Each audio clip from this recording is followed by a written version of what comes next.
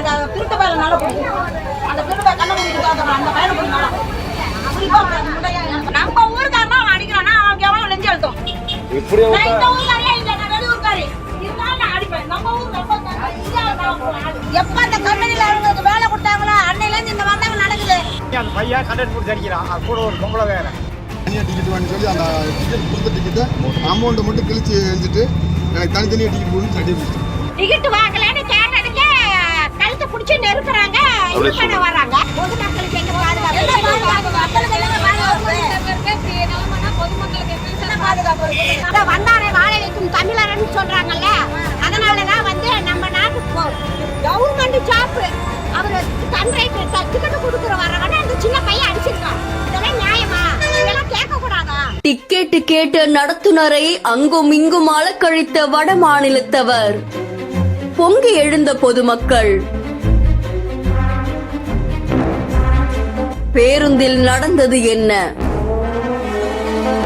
நடத்துனரை தாக்கிய நபர்களுக்கு பொதுமக்கள் கொடுத்த ட்விஸ்ட். கம்பெனிக்காரங்க எப்ப அவங்களுக்கு வேலை கொடுத்தாங்களோ அதுல இருந்து இது வரைக்கும் நம்ம மக்களுக்கு மரியாதை கிடையாது.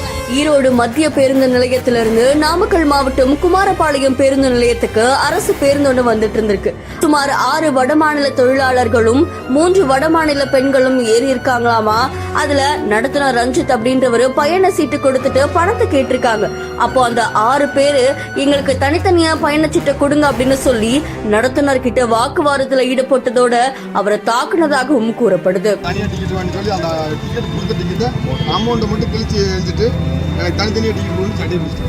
அதை தொடர்ந்து அதை தட்டி கேட்க வந்த பயணிகளையுமே அந்த வடமாநில தொழிலாளர்கள் தாக்க முயற்சி பண்ணிருக்காங்களாமா. இதை தொடர்ந்து உடனடியா பேருந்து நிறுத்தப்பட்டிருக்கு.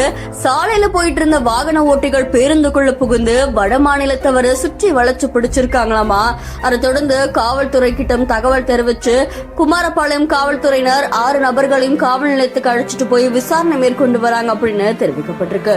பேருந்தில் நடந்த இந்த சம்பவம் பலரையுமே அதிர்ச்சிக்குள்ளாக்கியிருக்கு. இதை தொடர்ந்து இந்த வீடியோ இப்போ சமூக வலைத்தளங்கள்ல பரபரப்பை ஏற்படுத்தி இருக்கு. இந்த செய்தி தொடர்பான உங்களுடைய கருத்துக்களை கமெண்ட்ல சொல்லுங்க. மேலும் செய்திகளுக்கு பிஹேண்ட் ஃபாலோ பண்ணிக்கோங்க.